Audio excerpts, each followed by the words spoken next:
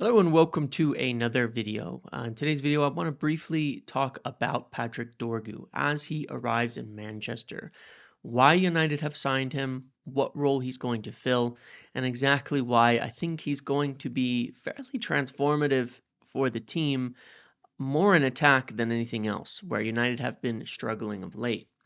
When Ruben Amorim first arrived, my expectation was that, of course, we would be playing high wingers, high wing backs, oftentimes with forwards converted to them. Now, we've seen that on the right side with Amad Diallo pretty regularly playing a right wing back for that preferred kind of left-footed right wing back who still stays wide, who still stays high, but has the ability to play make from that right side that he seems to enjoy so much. We've seen a lot of success with that. Whereas on the other side, we've of course not seen the same. The inverted right-footed fullback has been a bit of a challenge and a bit of a problem that has not been successful. And it's been a long time since Manchester United had a healthy and fit and firing left-footed left wing back. And it's really no surprise, even with a back four when Shaw was healthy, it's no surprise that United looked a lot better. Just on balance, it seems like it's getting more and more important to have those fullbacks really involved in attack, able to help you break the lines, and as well able to help you provide that extra man in the attack that throws the defense off and gets them in contributing to goals. Patrick Dorgu is signed for this reason. At Sporting, of course, Ruben Amorim played the same system that he's playing at United presently, but with fullbacks, wingbacks who are high and wide, and in most cases, converted wingers.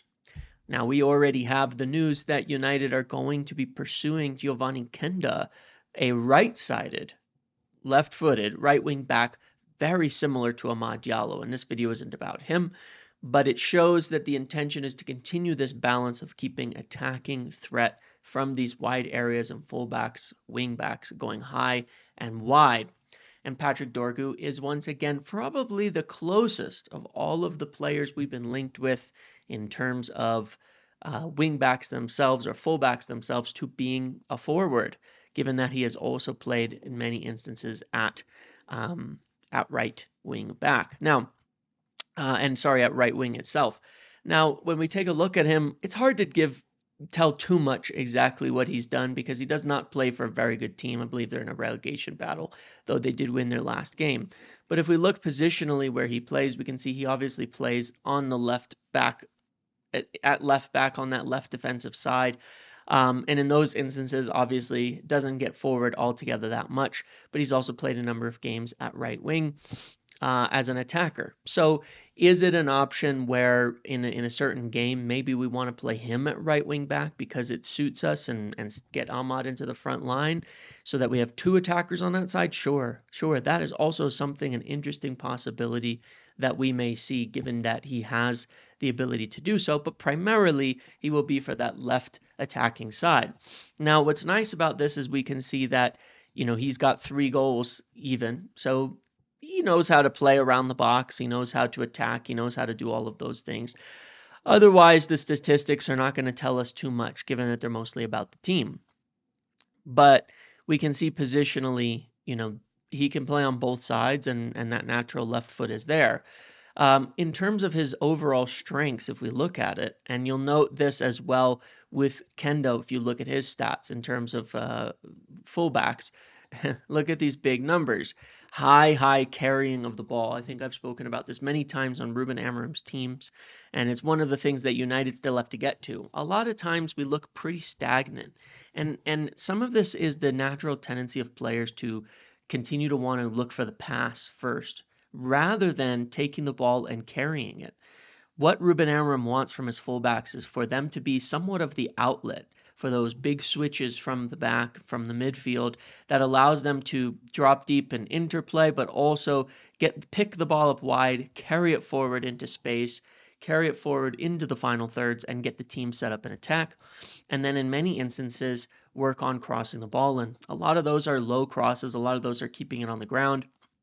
But essentially, this is what you want. Now, obviously, he's contributes in the defense and things like that, being a defensive player, but you're going to see a player here who is much more about carrying the ball through the midfield, through the wide areas, progressing and getting you into that final third, and then looking to get around the box and hitting those crosses in, low crosses, what have you, to help create chances. And that's really what he wants out of those wing backs.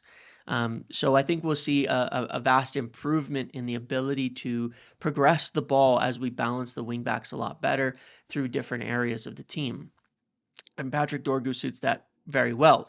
The other thing that should be noted is he's fairly big. I think he's about now 6'2", actually, and he's a very big, fast player for a fullback. You know, he's not small, not huge, but he's big. He's there's some height in him, so he can win some aerial battles in the box. He can win them at both ends. He's fast. He's going to be hard to keep up with, and obviously that also creates an interesting dynamic for the forwards. And I want to touch on Diogo Dalot in the last couple of games because there's something that he's done that have helped contribute to our wins. And one of the reasons that Dalot has played as much as he has is often down to the fact that he is pretty fast and physical. And Amorim really rates that, and it's a weakness in our team. Now, if we go back to Sporting sides and look at Maxi Araujo, who he used on that side pretty regularly as a left-footed player, who he started in the Champions League against City, if you watch that game, you can see because they were a more dominant team where his position was mostly occupying. Obviously, defensively along the left, heavily high up here, almost like you would look at a left winger if you were looking at any team. But then it should be noted his attacking areas, rather than coming narrow in the midfield here, getting to the deep areas and then cutting into the box and trying to make these extra runs here. And I'll show that exactly in pictures in a minute. If we look at Giovanni Quenda, he gives the exact same balance on the other side. And again, this is what Amorim will want, is this balance. We've seen that with Amad Diallo at this point in time. He's obviously played multiple positions, so it's a little harder to see that. But in general, when he's playing at wingback, we can see he's floating around out here. When he's playing in the front line, he's a bit more narrow. So this is the dynamic that he will want on the other side to match with Amad Diallo. Now, if we look at just this really briefly to see how it might play, it can also make a lot of sense why we'd be looking at someone like Mathys Tel and why he makes a lot of sense for us. A player who operates pretty close to the striker. You obviously have multiple options in here, right, that can play. You can play Højlund, you could put Bruno back in here, you could put Garnacho in here. But this is probably closest to the dynamic. And again, I'm putting Mainu in here because, once again, I'm trying to show I still think Bruno would be better here, but I'm open to the idea of Mainu being a 10 based on the last game, or at least playing in there in some games as a good small space operator who's narrow. I still think this front line lacks a bit of pace, but you know, with Tel in there, it helps a bit in terms of the narrow directness. And again, you want these guys kind of sitting around this inside channel. Remember, if you watched one of my earlier videos, I talked about Amorim's wanting these guys in essentially these 5 channels. You know, the wide area, the half space, the central channel, the half space, and the wide area, and it gives you the right balance. So you want them working the play in here, and these players making runs off of them, occupying, having space for cutbacks, having space for low crosses in, and it finally kind of competes that balance where we have a natural left-footed player that can take it wide on this side. Now you might say on this side we don't have a right-footed player to do the exact same thing, and that's true, but I believe one of the main reasons he likes using someone like Amad out there, but he will also use Diogo Dalot out there regularly during the season and move Amad to the inside, is because he likes their dynamic in the build-up to drag players around. And the other thing that he likes about Amad is, even though Amad is left-footed, unlike, say, someone like Antony, who always cuts in these zones and attacks through here, we've seen it with Amad many, many times. He takes that dynamic, he has the technical skills to dribble in deep and then come across and hit those low crosses with his right foot, which you will get from Dorgu with his left foot on here. But Dalot doesn't necessarily have that on the other side, so we haven't seen that dynamic. But he likes that super technical right wing back who's able to really do everything that you might ask for, and that's what Amad brings to the table. We don't have a lot from Mathys Tel, but we can see that in the minutes he has played, he operates in the right zones. You want specifically this zone in the inner area outside of the box where, you're attacking these kinds of positions. Now, I want to point out that Garnacho, this is where there's been questions over his fit. Because if you look at how he's usually playing over the course of a season, he's not so much going narrow where he needs to, but playing where a wingback would play, playing very wide. And that's why I've been somewhat surprised that we haven't seen him do it on the left side, because he naturally does this anyway, driving in deep far to the box. And we've seen that in many games he doesn't really give space for the overlapping player on that side and doesn't pass to them. These have been the concerns over his fit in the team, and why, again, someone like Mathis Tel may be a more natural fit as a more narrow player who likes to play a bit closer to the striker in the box. If you watch that Champions League game from him with Bayern, you can see most of the game he's kind of camped there, not too far away from Harry Kane, while the midfielders, the wide players are going around them, and that's a pretty similar dynamic to what United will want.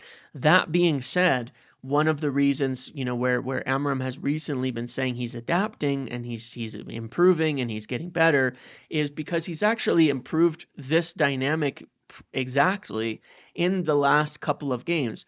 I'm going to it's going to be a little grainy and ugly, but I'm just going to go to this really quick and show. This was Fulham versus United, and there was a point at 67 minutes where he was standing all the way out here, and Amorim was yelling at him in the build-up, move inside, and he started jogging inside and had Dalot go out. Well, this is the moment United score their goal, and it's the exact dynamic that we want to see. Dalot goes out wide, it drags these players out there, he actually hits the ball back to Bruno, Garnacho makes the inside run, Bruno finds him with a pass, and then it opens up this huge space here where Collier attacks, and then eventually it actually falls to Lisandro Martinez, who scores the goal. But that goal was created exactly off of the movement that we'd want to see of a fullback running around, your extra deep midfielder attacking, and your left wing, left 10 attacking the narrow space,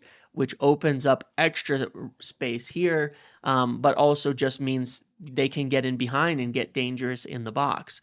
That's what we want to see. Now, against FCSB in the Europa this week, we saw the same thing that resulted in the first goal. And this is really important that, United can do this, and can do this pretty regularly under Amorim. Mainu gets in here again. Look, he's narrow.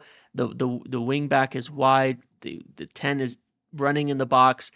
He's drifting into the right space to occupy these defenders, and this means Dalot can sneak in at the back post around him and outside him as the left wing back. Ball comes across, he scores his goal. This is what we want to see, and again, you have that extra guy here, so it gives you options. This is a huge part of the dynamic that Amorim wants, is these three players making a mess here, staying narrow, and that is giving you space for these guys to crash the box and crash from the outside and get really involved. That's what he wants to see, and that is what we are starting to see more of in the last couple of games. So Patrick Dorgu will fit into that pretty dramatically. He has the positional ability, he has the left foot that we need. He has the carrying ability to help in the build-up and getting through the lines and getting us into the final third. And he also has a bit of that pace and power that we need, a player who can beat a man, a player who can get past the last defender. So I think we'll see him integrated pretty quickly because he's such a natural fit as a player who's also played as an attacker many times as well. But he definitely matches the type of profile that we want, what we're looking for, and frankly is the start of really balancing this team into where we want to go in the future, which is very likely to play this ultimate kind of Amorim style that allows us to really balance this out properly. And when in the summer moving for a Giovanni Quenda in here and pushing Ahmad inside is probably the long-term answer with a new striker. So it gives us a look at where we can probably go, in terms of balancing the team. This is the dynamic that he wants, and then getting a more attacking player. One of the reasons I've continued to praise Kobbie Mainoo, though it may be where Bruno ends up, and why I say that I think Kobbie Mainoo will still end up as a deeper player, is because as you get better and better as a team, and as we can dominate teams more and more when you watch it Sporting, using these wide players to stretch the defense, what it does is it actually allows this deeper midfielder, which we've seen from Bruno. He's done it. He did it well against FCSB, so maybe it'll be him, to really join the attack as that sixth player. So it's not about them not getting in the box, not attacking, but when you have both fullbacks stretching and capable of getting the defense high and wide, then this midfielder can float around and make these extra runs, crash the box, hit the top of the box for shots, get through the lines, and really be that intelligent player who's finding the overloads where you can get a 3v2 if he runs into that space. That might be Mainoo. It might be Bruno and Mainoo moves into one of these front positions as rotations. We'll see. But as we get better as a team under Ruben Amorim, we'll see more of that either way. And a big part of that is getting this balance with really high attacking fullbacks, attacking wingbacks, to where they're basically wingers, and we can really get into what is frankly not that uncommon, a 3-1-6. It's how a lot of teams attack these days, and it's what you really need to get, the extra man in for beating the opponent and finding those mismatches and those overloads. So very exciting signing in Dorgu that I think will come on flying, simply because he fits. And it's fit over everything at this point in time as we build a strong young team. Obviously, the dynamic then with Quenda matches perfectly if Quenda joins in summer, and the dynamic if we can get a deal done for Tel, which looks more and more possible by the day, especially with Rashford leaving to Aston Villa, very likely that we can get a deal for Tel on loan plus option, because he may fit for the long term as that left-sided 10. That might be the guy for that, who plays fast, who plays narrow, who plays close to the goal. He may fit that perfectly, or Garnacho can continue to adapt, or both, right? So I think Dorgu will fit in very well, and then we will continue to build this young team that grows and grows and improves and improves and improves, all within the system. But it's a huge step towards solving probably the last position where we have a glaring lack of absolutely anybody. And it's been like that for a long time at United, that each manager's come in and they've got a situation where they just have nobody for one or two key positions. Well, I think with Dorgu in the door, when he gets playing for the first time in years, and I mean years, we will actually have a balanced team. Not necessarily good enough. We have positions of major need like striker and all of that, but we will have a balanced team where the right profiles are at least in place in almost every position. So I'm very excited to see how it goes. Okay, so let's see what happens with Dorgu, but I think ideally we'll expect him to play in these positions. Hopefully we'll get to see him pretty quickly coming into the team, and see how it affects us. But that's Dorgu. That's what he does. That's what he will do in this team, and I hope for the best. So thank you for watching this video. Make sure to like, comment, subscribe, turn notifications on. See you in the next one.